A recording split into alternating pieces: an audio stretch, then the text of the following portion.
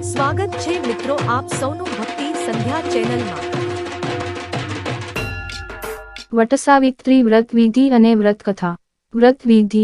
જેઠ સુદ 11થી આ વ્રત શરૂ કરીને પૂનમના દિવસે પૂરું કરવું।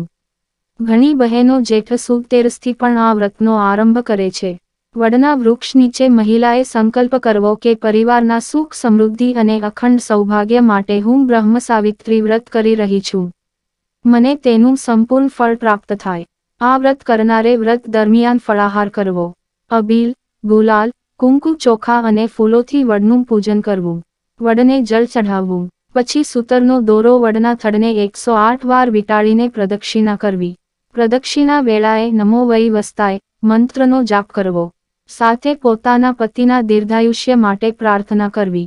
વડને જળ ચઢાવતી વેળાએ આ પ્રાર્થના કરવી, વટેન મૂલમો યથા વોવ મહિટાલે તથા કક એ કુરુ સદા। વ્રત કરનારે આ દિવસોમાં સતી સાવિત્રીની કથા વાર્તા સાંભળવી। વ્રત પૂરું થયા પછીથી સૌભાગ્યવતી સ્ત્રીઓને કંકુના ચાંદલા કર્યા પછી જમવું। વ્રત કથા। ઘણા વર્ષો પહેલાની વાત છે। અશ્વપતિ નામનો એક રાજા હતો। તેને એક રાણી હતી જેનું નામ વૈશાલી હતું। રાજા અને રાણી ખૂબ ઉદાર અને માયાળુ હતા। તેઓ બધી રીતે ખુશ હતા પરંતુ તેઓના ઘરે સંતાનની ખોટ હતી। એક દિવસ તેમના મહેલમાં સાધુ મહારાજ આવ્યા। તેમને પણ રાજા રાણીની સ્થિતિ જોઈને દુઃખ થયું। આથી તેમને વાંઝિયામેનું ભાંગવા માટે સાવિત્રી દેવીનું વ્રત કરવાનું કહ્યું। રાજા રાણીએ સાવિત્રી દેવીનું વ્રત કરવા માંડ્યું।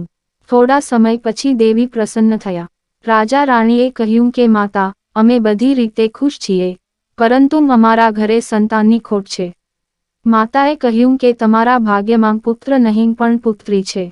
તે પુત્રી એવી ગુણિયલ અને ભક્તિવાળી હશે જે આગળ જતાં તમારું નામ રોશન કરશે। આવું કહીને માતા અંતર્ધ્યાન થઈ ગયા। 9 મહિના પછી વૈશાલી રાણીએ પુત્રીને જન્મ આપ્યો। માતા સાવિત્રીની કૃપાનું ફળ માની આ પુત્રીનું નામ સાવિત્રી રાખવામાં આવ્યું। સાવિત્રી જેટલી દિવસે ન વધે તેટલી રાતે વધવા લાગી। રાજા રાણી તેને લાડકોડથી ઉછેરવા લાગ્યા। તે દેખાવે ખૂબ સુંદર હતી। વળી માતા પિતાના સંસ્કાર પણ વારસામાં મળ્યા હતા। સમય જતાં રાજા રાણીને તેના લગ્નની ચિંતા થવા લાગી। રાજા રાણીએ ચારે દિશામાં યોગ્ય મૂર્તિઓ મેળવવા માટે તપાસ કરાવી, પણ સાવિત્રીને યોગ્ય વર ક્યાંય મળ્યો નહીં। આથી છેવટે તેમને સાવિત્રીને જ પોતાના વરની પસંદગી કરવાનું કહ્યું। સાવિત્રીએ વનમાં આશ્રમ બાંધીને રહેતા ધુમત્સેન રાજાના પુત્ર સત્યવાન ઉપર પોતાની પસંદગી ઉતારી। આ વાત સાંભળી રાજા રાણી ખુશ થઈ ગયા। આ સમયે નારદજી ત્યાં આવ્યા। રાજા રાણીએ નારદજીની સલાહ માંગી।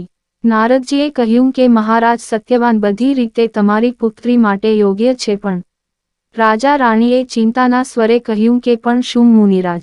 નારદજીએ કહ્યું કે સત્યવાનનું આયુષ્ય ખૂબ જ ટૂંકું છે। હવે તે માત્ર 1 જ વર્ષ જીવી શકશે। આ સાંભળી રાજા રાણીને ખૂબ દુઃખ થયું। તેઓએ પોતાની પુત્રીને સમજાવી કે તું સત્યવાનને પરણવાનો વિચાર માંડી વાળ। સાવિત્રીએ તેના માતા પિતાને કહ્યું કે મારા ભાગ્યમાં જે થવાનું હશે તે જ થશે, માટે તમે ચિંતા ન કરો। મેં સત્યવાન સાથે લગ્ન કરવાનું નક્કી કર્યું છે અને હવે હું તે વાતથી ફરીશ નહીં। સાવિત્રીની મક્કમતા જોઈ રાજા રાણી પણ ચૂપ થઈ ગયા। રાજા અશ્વપતિ ના છૂટકે ધુમત્સેન રાજાના આશ્રમમાં ગયા અને પોતાની દીકરીનું માંગું નાખતાં કહેવા લાગ્યા કે રાજા, હું રાજા અશ્વપતિ છું અને મારી પુત્રી સાવિત્રીને આપના પુત્ર સત્યવાન સાથે પરણાવવા ઈચ્છું છું। રાજા ધુમત્સેને કહ્યું કે ક્યાં તમે અને ક્યાં હું? મારી પાસે રાજપાટ પણ નથી રહ્યા। મારા દુશ્મનોએ મારું રાજ પડાવી લીધું છે। આથી હું વનમાં આશ્રમ બાંધીને બાકીના દિવસો વિતાવું છું। તમારી દીકરીને શા માટે નર્કમાં ધકેલો છો?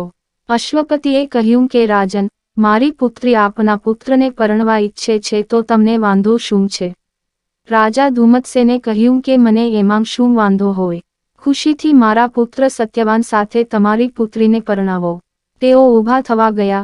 તેઓ આંધળા હોવાના કારણે પાણીના માટલા સાથે અથડાયા અને પડતાં પડતાં બચી ગયા। સત્યવાન ત્યાં આવી ગયો અને તેણે પિતાજીને બેસાડી દીધા। સારું મુહૂર્ત જોઈને અશ્વપતિએ સાવિત્રીને સત્યવાન સાથે ધામેધૂમે પરણાવી દીધી।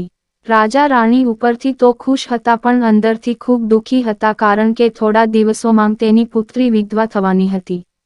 લગ્ન પછી સત્યવાન અને સાવિત્રી આનંદથી રહેવા લાગ્યા. પતિ પત્ની એકમેકને ખૂબ જ પ્રેમ કરતા હતા.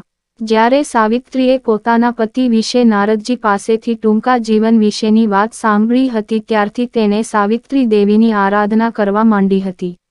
આમ કરતાં કરતાં 1 વર્ષ પૂરું થવા આવ્યું. સત્યવાનના મૃત્યુનો દિવસ આવી ગયો.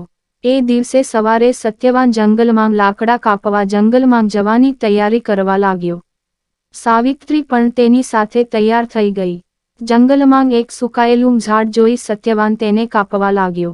થોડીવારમાં તેને પેટમાં દુખવા માંડ્યું. તે બેભાન થઈ જમીન ઉપર ઢળી પડ્યો. સાવિત્રી તેની નજીક ઊભી હતી. તે આ દ્રશ્ય જોઈ રડવા લાગી અને સત્યવાનના કપાળ ઉપર હાથ ફેરવવા લાગી. એટલામાં ત્યાં પાડા પર બેસીને એક વિશાળ માણસ આવ્યો. સાવિત્રીએ કહ્યું કે તમે કોણ છો અને અહીં કેમ આવ્યા છો? આવનાર વ્યક્તિ યમરાજ સ્વયં હતા. તેમને કહ્યું કે હું યમરાજ છું અને તારા પતિનું આયુષ્ય પૂરું થઈ ગયું છે એટલા માટે તેને લેવા માટે આવ્યો છું. આવું બોલી યમરાજાએ સત્યવાનના શરીરમાંથી પોતાના હાથમાં રહેલા પાશ વડે તેના પ્રાણ ખેંચી લીધા. સત્યવાનનું ખોળિયું નિષ્પ્રાણ બની ગયું. સત્યવાનના પ્રાણ જવાથી સાવિત્રીને ખૂબ આઘાત લાગ્યો. તે રોતી કકળતી યમરાજ પાછળ જવા લાગી. યમરાજાએ તેને પાછળ આવી જોઈ કહ્યું કે તું શા માટે મારી પાછળ આવે છે? લલાટે લખાયેલા લેખ ક્યારેય મિથ્યા જતા નથી. તારા પતિના નસીબમાં લાંબુ આયુષ્ય લખાયું નથી, માટે તું બધું ભૂલી જા અને પાછી વળી જા. સાવિત્રીએ કહ્યું કે જ્યાં મારો પતિ ત્યાં હું માટે પાછી તો નહીં જ વળું. હું તમારી સાથે 7 ડગલાં ચાલી એટલે આપના વચ્ચે મિત્રભાવ સ્થાપિત થઈ ગયો છે. આથી હું તમને મિત્રભાવે વિનવું છું કે મને મારો પતિવ્રતા ધર્મ બજાવવા દો. યમરાજાએ કહ્યું કે દીકરી હું તમને હજુ પણ કહું છું કે તારે તારા પતિના પ્રાણ સિવાય જે જોઈએ તે માંગ, પણ પાછી વળી જા. સાવિત્રીએ કહ્યું કે મારા સસરાને ચક્ષુદાન આપી દેખતા કરો. યમરાજાએ કહ્યું કે તથાસ્તુ, હવે તું પાછી વળી જા. સાવિત્રીએ કહ્યું કે મારા માટે પાછું વળવું અશક્ય છે. જ્યાં મારો પતિ ત્યાં હું, એ જ નારી ધર્મ છે. વળી, સત્ય પુરુષોનો સત્સંગ કદી નકામો જતો નથી. તો પછી શું તમારો સત્સંગ નકામો જશે? યમરાજે કહ્યું કે દીકરી સાચે જ તે મને ધર્મ વિશે સમજ આપી. તારા ઉપર હું ખુશ થયો છું. તારા પતિના પ્રાણ સિવાય જોઈએ તે માંગી લે. હું ખુશીથી આપીશ. સાવિત્રીએ કહ્યું કે મારા સસરાને આંખો આપી દેખતા કર્યા. હવે તેમનું છીનવાઈ ગયેલું રાજ્ય પાછું આપો. યમરાજાએ કહ્યું તથાસ્તુ, હવે આગળનો માર્ગ કપરો છે માટે તું પાછી વળી જા. સાવિત્રીએ કહ્યું કે તમે દરેક પ્રાણીને નિયમમાં રાખો છો, માટે તમારું નામ યમ છે. દરેક પ્રાણી ઉપર દયાભાવ રાખવો અને શરણે આવેલાનું રક્ષણ કરવું તે ધર્મ છે. અત્યારે હું તમારા બારણે છું તો તમે મારું રક્ષણ નહીં કરો. યમરાજાએ કહ્યું કે દીકરી તારા ઉપર હું પ્રસન્ન છું, તારા પતિના પ્રાણ સિવાય જે જોઈએ તે માંગી લે. સાવિત્રીએ કહ્યું કે મારા માતા પિતાને પુત્ર નથી. તેમને 100 પુત્ર થાય અને તેમનો વંશ ચાલુ રહે એવું વરદાન આપો. તથાસ્તુ કહી યમરાજા આગળ ચાલ્યા. એટલે સાવિત્રી પણ તેની પાછળ પાછળ ચાલવા લાગી. યમરાજાએ કહ્યું કે દીકરી હવે શું બાકી રહી ગયું? જે જોઈએ તે માંગી લે. સાવિત્રીએ કહ્યું કે મારે 100 પુત્રો જોઈએ છે. યમરાજાએ કહ્યું કે તથાસ્તુ, હવે તું પાછી વળી જા અને મને જવા દે. સાવિત્રીએ કહ્યું કે મને 100 પુત્રો થશે તેવું વરદાન તો આપ્યું પણ મારા જેવી પતિવ્રતા સ્ત્રીને પતિ વગર પુત્રો કેવી રીતે થશે એનો વિચાર કર્યો છે. માટે તમે મારા પતિને પાછો મને સોંપી દો. સાવિત્રીની ચતુરાઈથી યમરાજ ખુશ થઈ ગયા. તમના માટે વરદાનને ફળીભૂત કરવા માટે સત્યવાનના પ્રાણ સાવિત્રીને આપે જ છૂટકો હતો. તેમના વચનમાં તેઓ બંધાઈ ગયા. યમરાજાએ કહ્યું કે દીકરી હું તારી પતિભક્તિથી ખુશ થયો છું. જા તારા પતિને જીવનદાન આપું છું અને તેનું આયુષ્ય વધારી 400 વર્ષનું કરું છું. ખુશીથી તારા પતિને લઈ જા. આશીર્વાદ આપી યમરાજ ત્યાંથી ચાલ્યા ગયા. સાવિત્રી પોતાના પતિનો દેહ પડ્યો હતો ત્યાં ગઈ અને તેનું માથું ખોળામાં લીધું. એટલી વારમાં સત્યવાન આળસ મરડી ઊભો થયો. સત્યવાનને સજીવન થયેલો જોઈ સાવિત્રીની આંખમાં આંસુ આવી ગયા. સત્યવાને પોતાના સ્વપ્નમાં જોયેલી બધી વાત સાવિત્રીને કહી. જવાબમાં સાવિત્રીએ બધી હકીકત પોતાના પતિને કહી. યમરાજાના વરદાનના પ્રતાપે સત્યવાનના પિતાને આંખો આવી. ગુમાવેલું રાજ્ય પરત મળ્યું. સાવિત્રીની માતાએ 100 પુત્રોને જન્મ આપ્યો અને પોતે પણ 100 બળવાન પુત્રોની માતા બની. આમ બધે આનંદ છવાઈ ગયો. હે સાવિત્રી માતા, તમે જેવા સાવિત્રીને ફળ્યા તેવા તમારું વ્રત કરનારને અને સાંભળનારને ફળજો.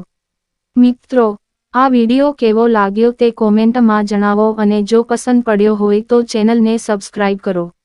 ધન્યવાદ.